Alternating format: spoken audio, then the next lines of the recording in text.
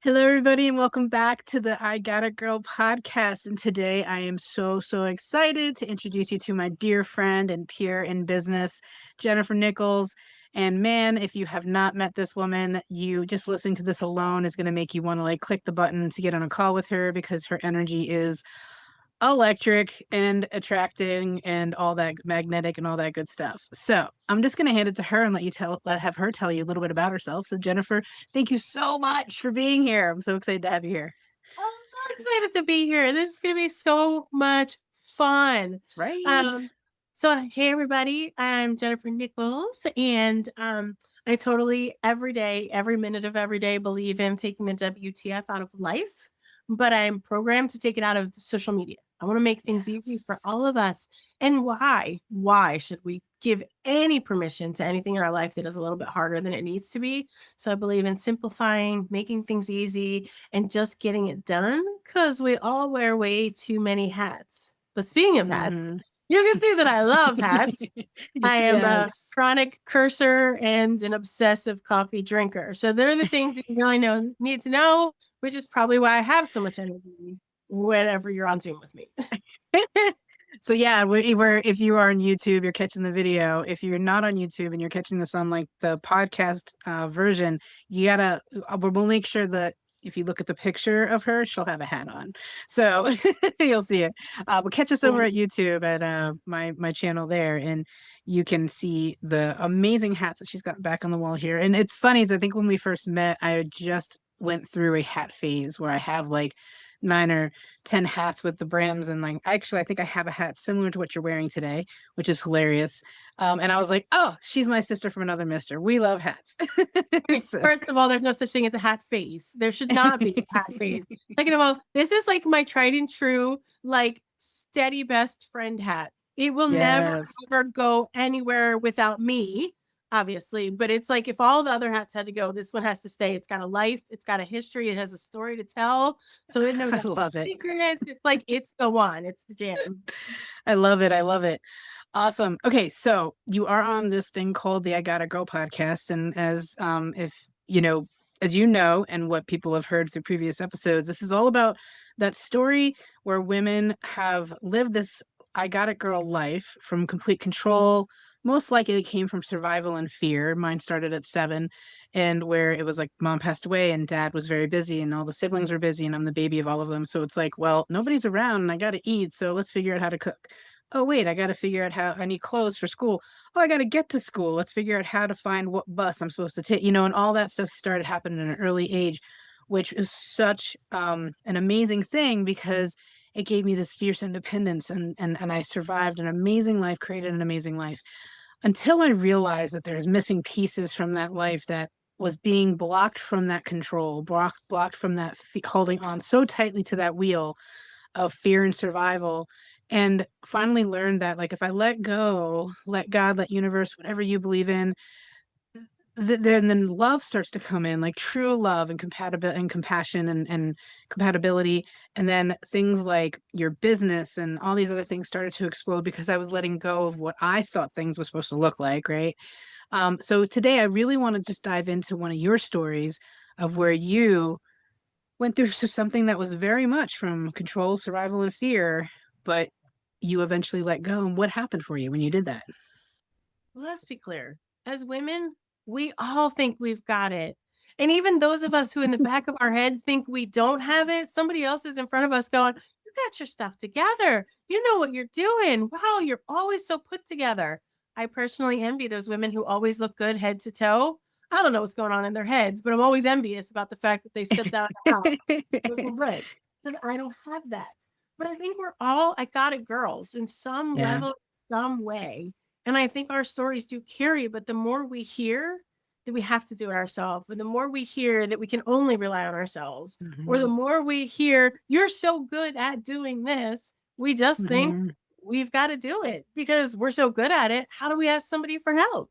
Right. So I think that's the if I could just like hit something out of a baseball park with a bat, it would be that mindset. Like we can be good at the things and we can do all the things, but we don't have to do it all alone and we don't have to do it all. But Yes. We me, get to ask for help. Woohoo. yeah, I know, and it's a learned behavior. Like nobody teaches us, especially as women, how to ask for help. There are people that are there. And yes, we Mhm. learn, like I come from a large Italian family, so I know my people are there for me. But as I started to do my own things and get my own stuff, life caused situations. So, I was diagnosed with type 1 diabetes when I was 8, almost 9. It's cool. I've had it for years. Would I love a cure? Yes. But eventually, I had to learn how to figure it out. When the insulin bottle runs out because you went on a roller coaster, I got this. Figure it out.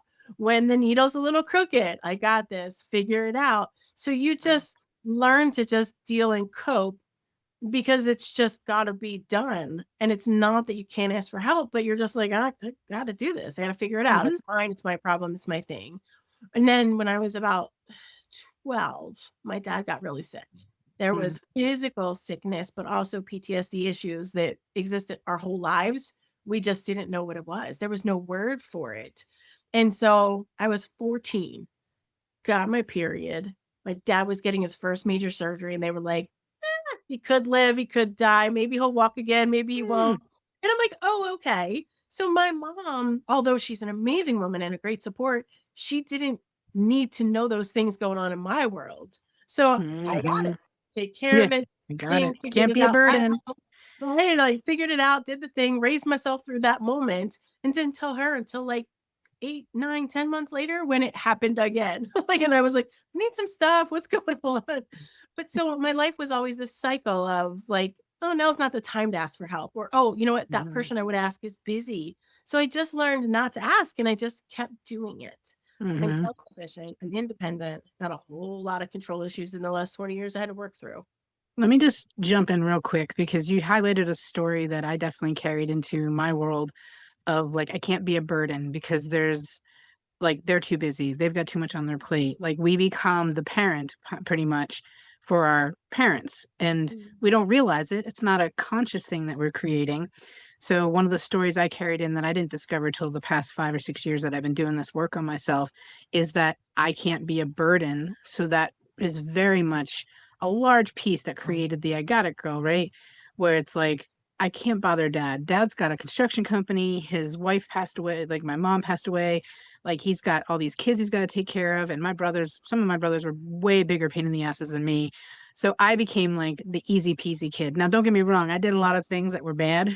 Like that my one brother called me out one time at a dinner table with my now husband, but we were dating and I brought him to the family and he's like, you thought you were an angel. You didn't think we knew everything you were doing. And I was like, oh no. So I was behind the scenes, I was like doing stuff, that I shouldn't have been doing and he knew. But regardless, like I had to always make sure that I didn't bother my dad, didn't put any extra stress or trauma on his plate. So I get that one big. I totally relate to that. I can't be a burden story we carry. And I let go I of that. Yeah, I projected in a different way. I was protecting them. So, like, I Hmm. didn't see it as me being a burden. I saw it as like I was protecting my mom from an extra thing on her plate. I was making Yeah. it easy for my mom. So she like so I was very much in like protection mode. I Oh, protect totally protecting my dad. Same people, thing. like Same thing. yeah, Yeah. like so it was more of like my job to take care of it. So everybody was safe and protected, Hmm. which then goes back to the how many years can you do that? My dad died 2007.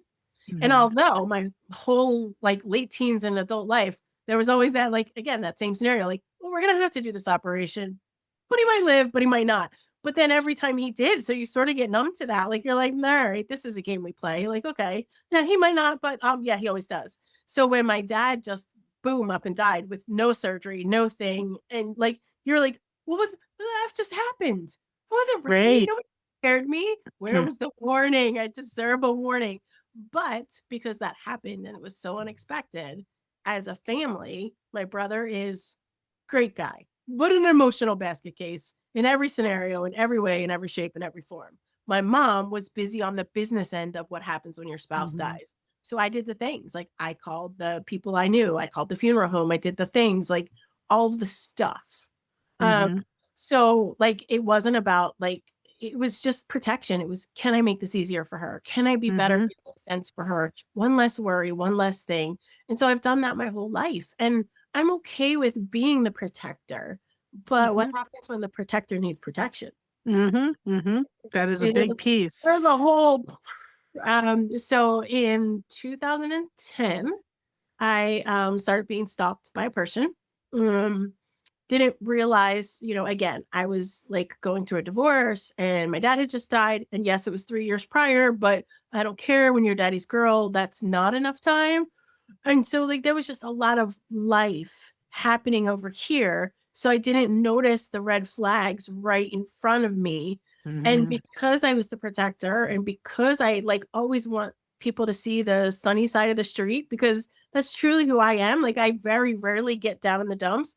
Mm-hmm. I took that person's red flags as like, oh my gosh, they just need to see a better side of things. They need to see a better family structure. They need to see a better life. They need to have better friends. Like, it was sort of a protection for that person. So I didn't notice the flags the way I could Mm-hmm. have, should have, would have before, or would now. I was in a Right, like right. almost little chat. And so this person wanted more from me than like it was not the person that needed or deserved more of my life. So we weren't in alignment there. And that person started harassing me. Mm. So, um, what I have learned is that it's definitely you can say stalking, but also you can't say stalking because he was a really smart guy and he Mm. knew what to do, how far to get to the edge of that line and not cross. So Mhm. let's just say you're not supposed to go within 50 feet of somebody. Well, 53 feet is still very much your visual, but it's not Mhm. law breaking. So there was a whole lot of things. There was emails and harassment and phone calls. I would wake up some mornings to 1,500 emails. Mm. 1,500 emails. And they would all be this crazy thing of like the subject line would say the very same sentence that the next like text inside the email would say. Mhm. And then there'd be another thought in his crazy ass head and it would do the same thing, but it was like constant, constant, constant. And in the beginning, I didn't know what to do or what to say or who to talk to. Mhm. Why? Because I got it, girl. I I got got it. it's all I'll right. figure it out. That's a big one I will too. definitely I figure will this figure it. out. I'll fix it. That's another It's one gonna too, right? blow over. It'll be all right. Da, da, da. And then like I started making myself sick over it, and I couldn't hide it from my mom or my brother. And like I said, we're a very close family. So when my dad died, my house was here, and my mom's house was here with my dad. So we're a very close family. So I Mhm. couldn't hide it from them. They knew something was going on. So eventually, I came clean and told them what was going on. And so the three of us tried to get through this and get through the stuff and the things. And like he held me at his house for probably 18 hours, if not longer. There's a lot about a particular day that I don't remember. And because I got it girl and I know everything and I handle Mhm. everything, it annoys the crap out of me that there are moments and pockets that I can't remember. Why did you do this? Why did you do that? Why didn't you do this? All I know is that in those moments where I was stuck in his house, I was not going to try to leave for two reasons. My pocketbook was on the floor by the door. So I would have to turn my back, bend over, pick out my pocketbook, and then try to get out Mhm. the door to the car. And I was like, like my hair is a friggin' accident waiting to happen if somebody's trying to pull you back into a room. So all I knew to do was all the things that I learned. I stayed calm. I kept level headed. I didn't give him cause to be more aggressive than need be. So those things all escalated. There were court hearings, there were things, there was stuff. Again, Mhm. just me and my mom and my brother and whoever else in his world knew that. I didn't tell anybody.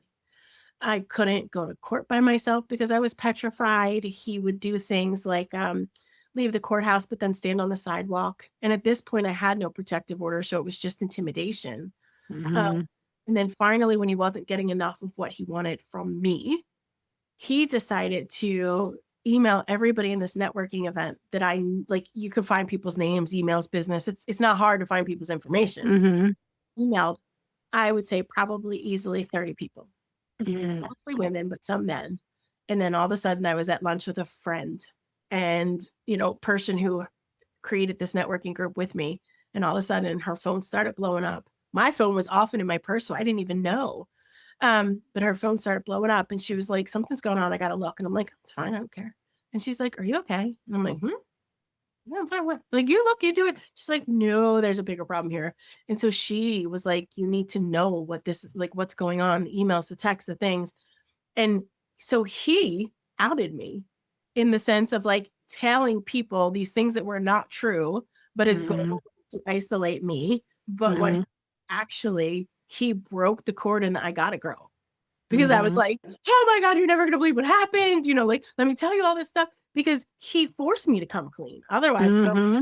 know what now would look like. So it was an accidental moment that was all orchestrated by him that backfired clearly because he thought everybody would isolate me. But these people were like, we're here for you. We've been in the wings. Like, we've noticed the weight loss. We've noticed the stress. Like, oh, now we get it.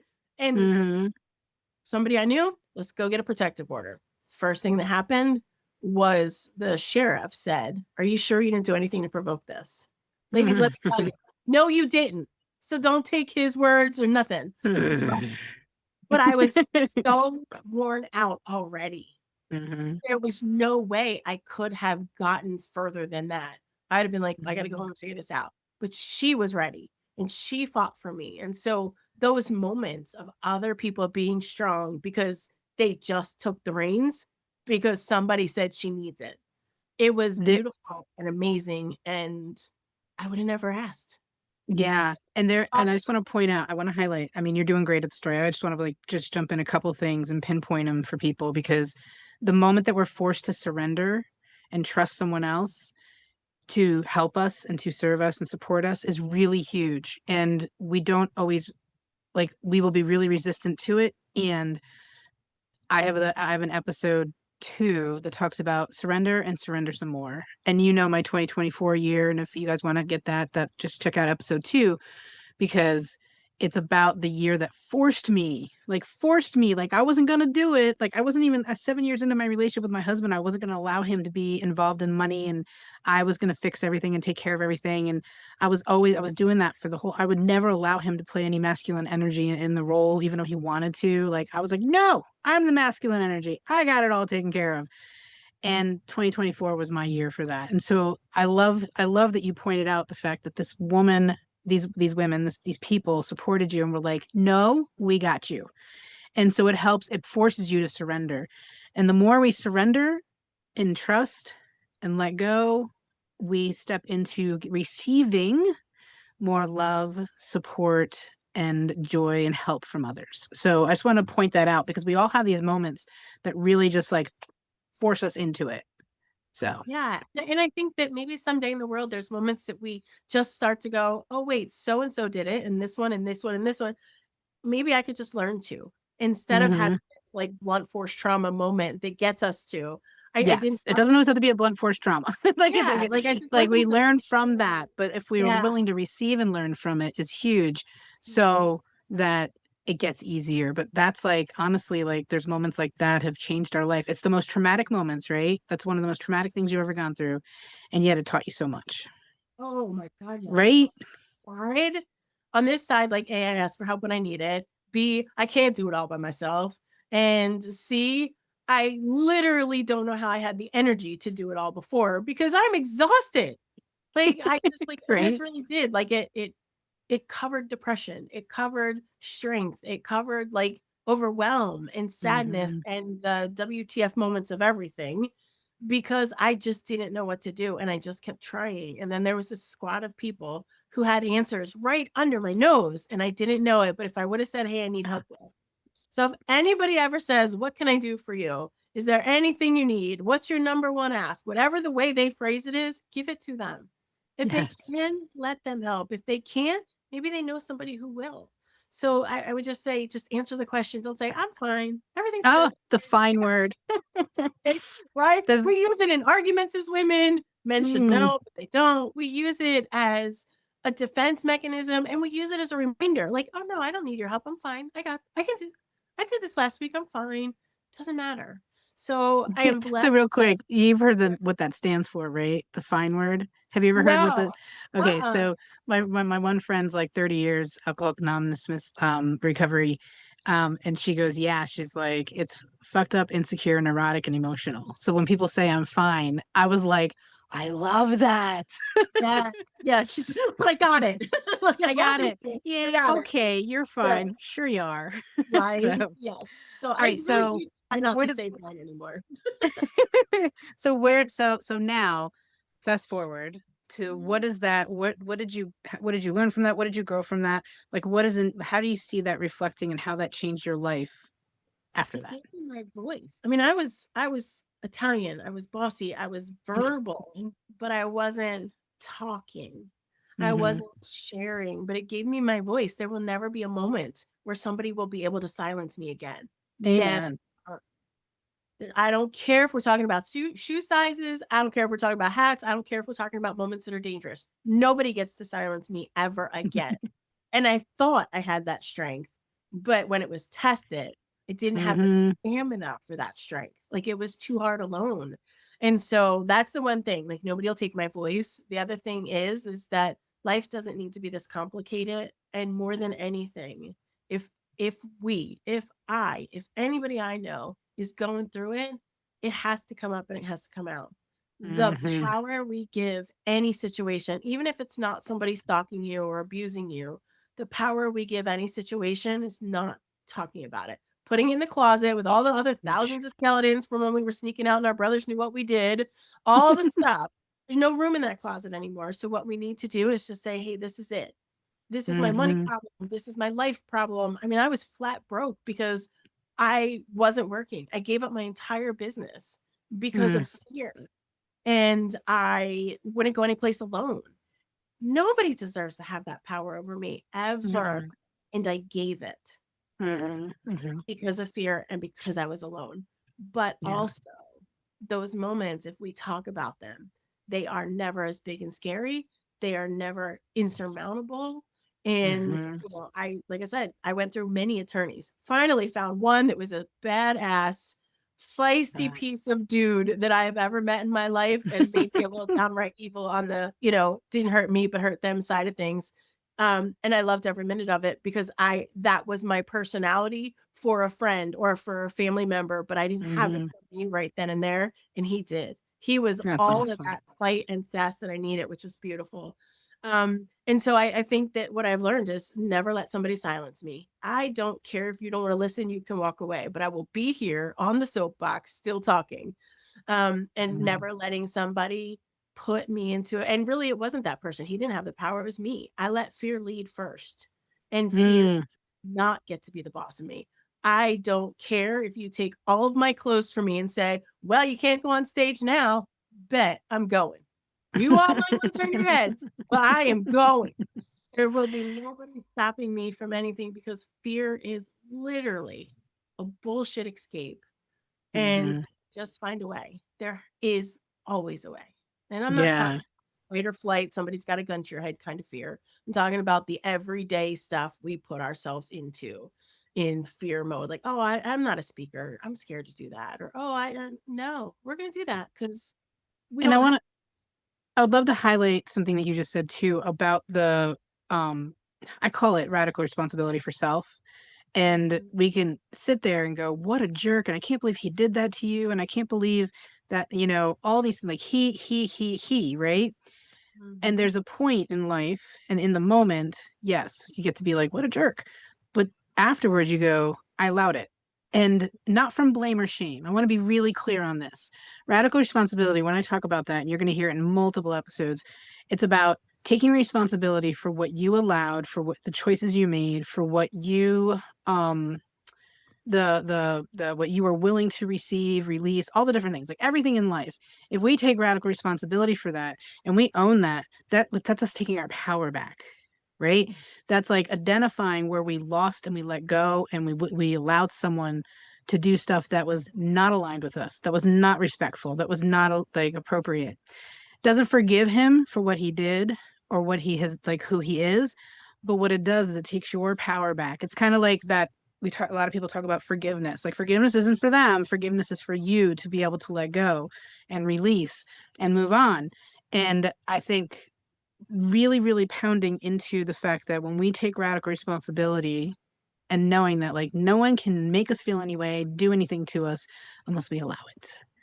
And Right. so that awareness, I'm so, so celebrating you that you got to that awareness of like, and I've changed, and I will never allow that again.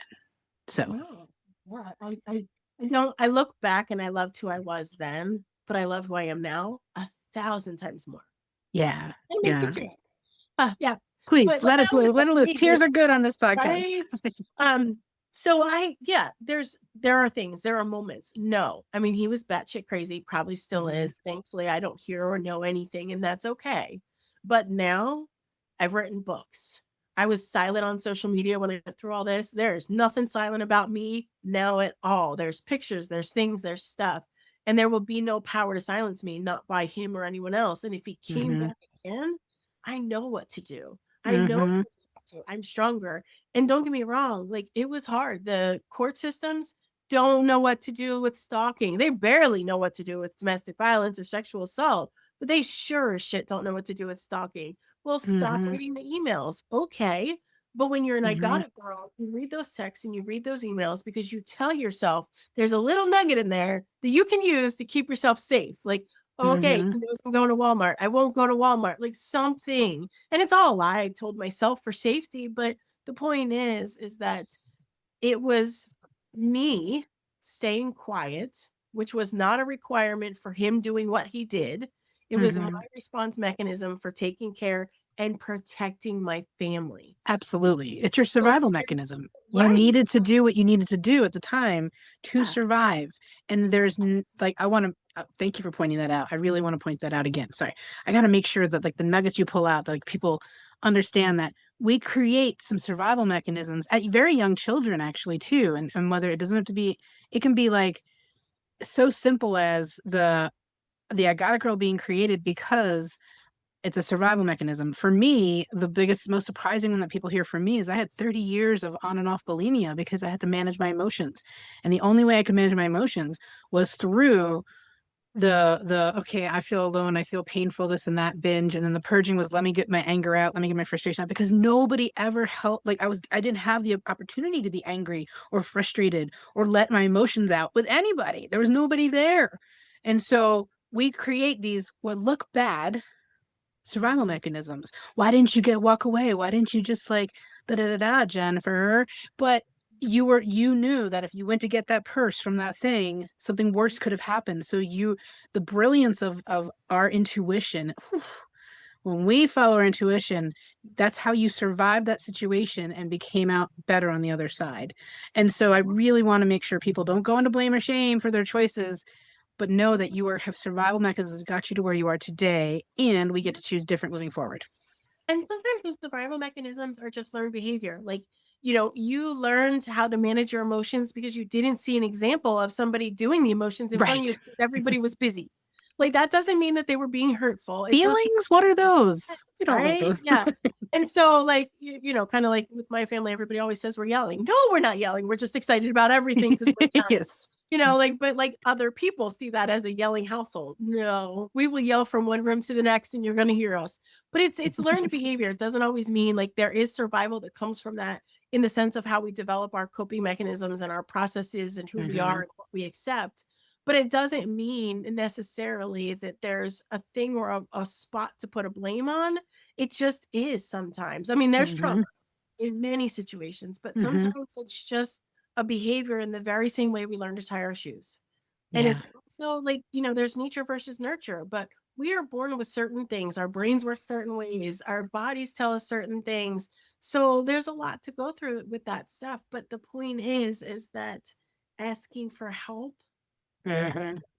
it doesn't matter I don't care if you need somebody to sweep your floors or you need a really good lawyer. Yeah. Both are valid in the moment that you need it. I don't care. Absolutely. So ask for help. Absolutely.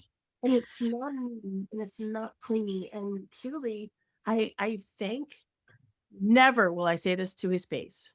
Let me just be clear about that, y'all.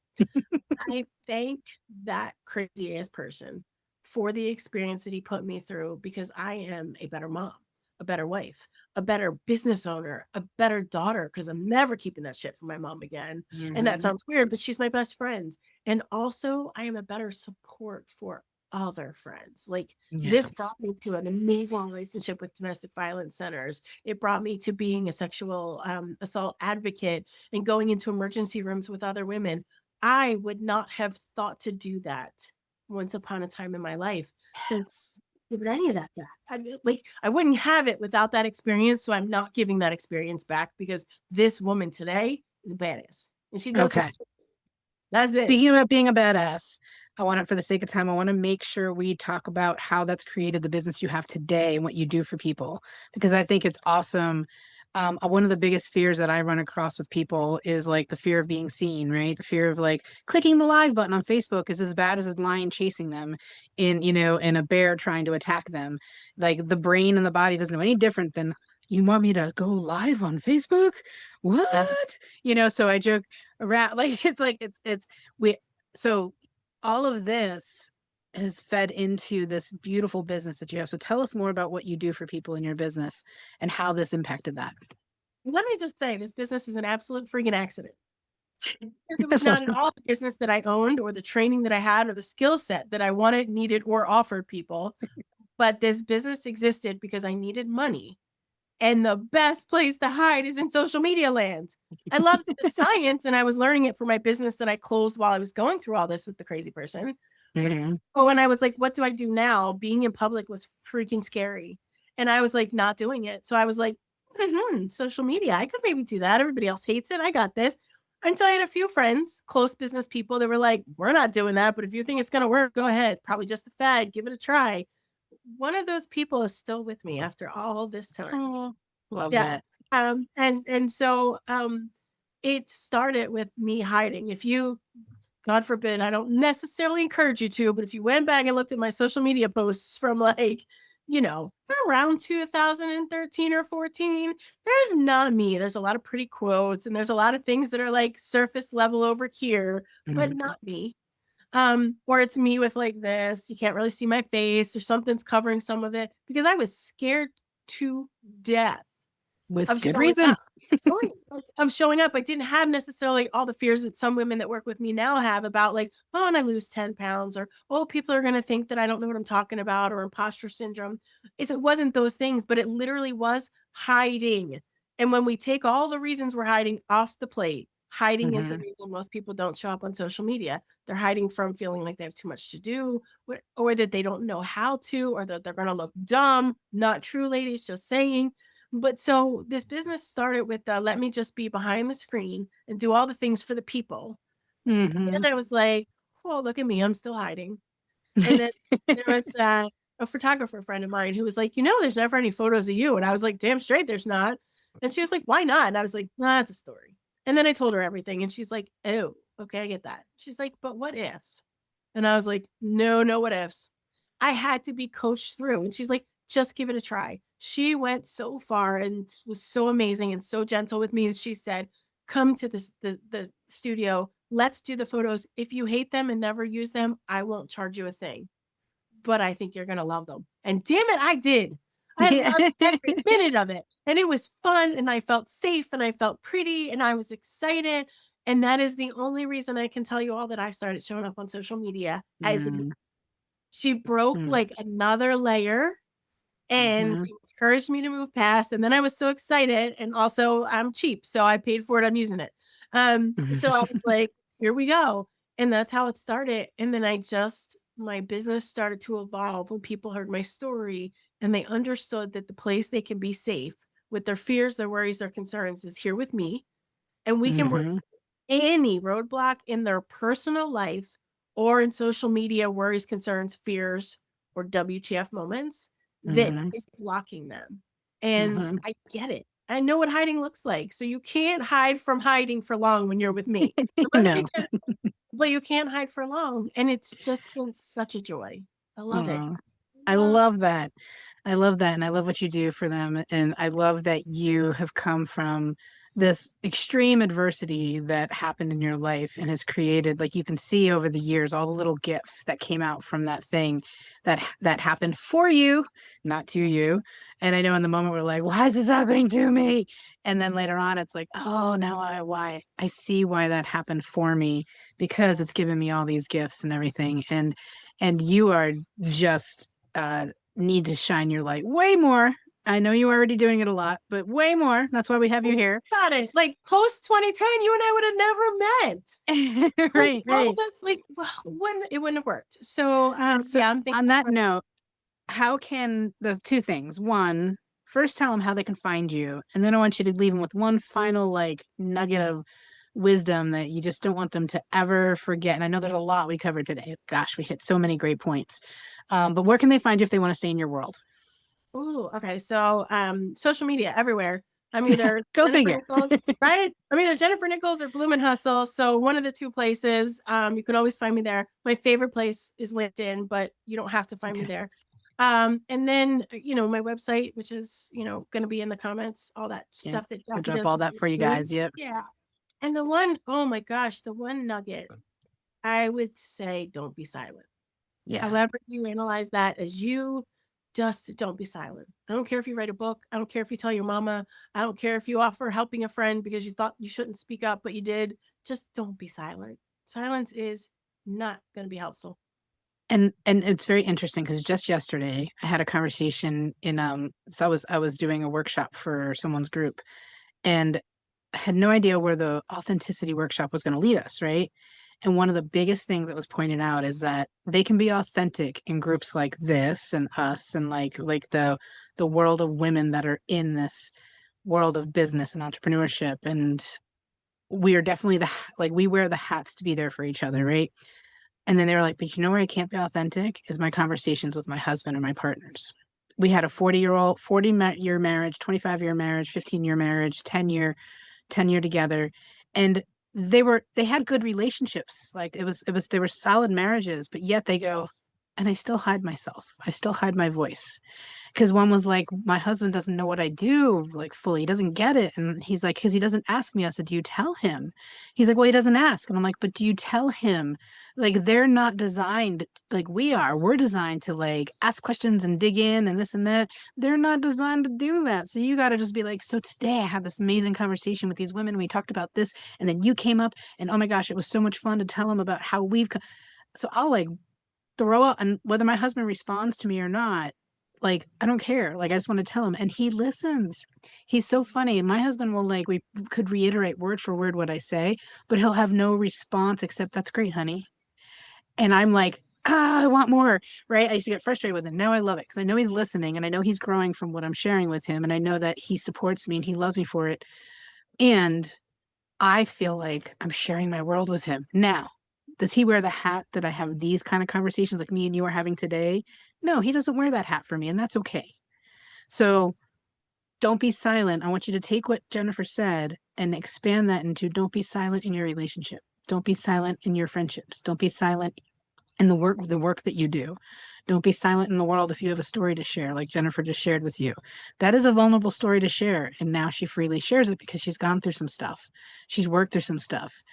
And And I've shared it so much, I don't cry anymore. So that's a real component for keeping the talk going. Just don't. yeah, don't dull your voice. I remember I'll leave one other thing. This one guy that I followed, not followed, he did a speech at one of the conferences I went on early on, my first year of this whole like coaching thing and learning how to be a coach. And he said, don't ever let anyone put your glow on low. I love that. I was like, oh, it was just like I can imagine like this light and then someone trying to dim that light. Don't ever, ever put your glow on low. Ever. So good, Jennifer. Ah, all right. Well, we could probably talk forever. And for the sake of not like, who knows? Maybe these podcasts eventually will be hour and a half podcasts. But for now, I want to keep them under 40 minutes for the respect, because that's about a walk that someone does or a gym time frame, right? I'm just blessed to have you as a friend, as a peer, and to have you on the I Got a Girl podcast. Thank you so much. And everybody, don't forget to follow, subscribe, wherever you're watching this, whether it's on YouTube or whether you're listening to it on Apple or Spotify. Just do whatever each, I don't even know what all the platforms do.